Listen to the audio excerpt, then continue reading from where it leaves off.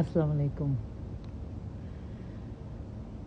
আমরা যারা প্রবাসী তাদের জন্য আমার একটি ছোট্ট উপদেশ।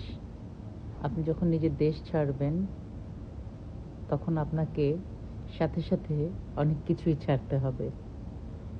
সেটা হলো অভ্যাস, আয়েশে থাকার অভ্যাস। কারণ প্রবাস জীবন কিন্তু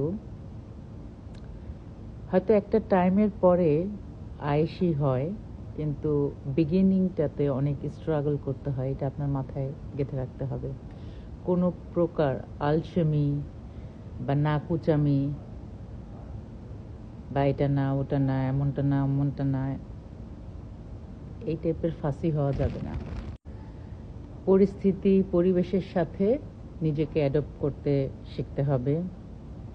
যখন যেই জায়গায় যেমন, তখন সেই জায়গায় তেমনভাবে নিজেকে প্রেজেন্ট করতে হবে।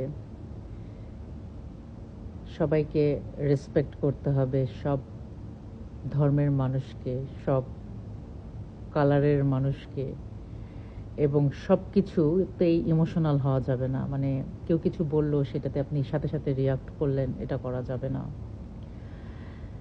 তারপরে আপনাকে ইগো থাকা যাবে না। কোনো কিছু আপনি শুরু করবেন, সেটা যদি ছোট থেকেও শুরু করা লাগে করবেন, কোনো ইগো রাখতে পারবেন না, তাহলে কিন্তু আপনি উপরে উঠতে পারবেন না। সবসময় যেমন সিচুয়েশনই আসুক না কেন নিজেকে শান্ত রাখার চেষ্টা করবেন।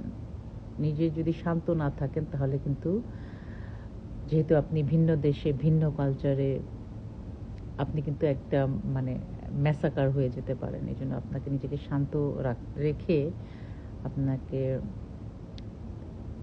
এগোতে হবে, এবং তাৎক্ষণিক কোনো সিদ্ধান্ত নেবেন না। ভেবে চিনতে, ধীরে সুস্থে, হ্যাঁ, কি হতে পারে, এটা করলে এটার কনসিকুয়েন্সেস কি হতে পারে, এগুলো ভেবে তারপরে সিদ্ধান্ত নিতে হবে। আর হচ্ছে যে কখনোই কোনো মানুষকে, সেটা নিজের দেশের মানুষ হোক বা অন্য দেশে হোক, তাদের পার্সোনাল বিষয়ে হস্তক্ষেপ করতে যাবেন না। এটা কিন্তু অনেক দেশেই কিন্তু এটাকে অনেক বড় রকমের সিরিয়াস এক অপরাধ হিসেবে ধরে নেয়।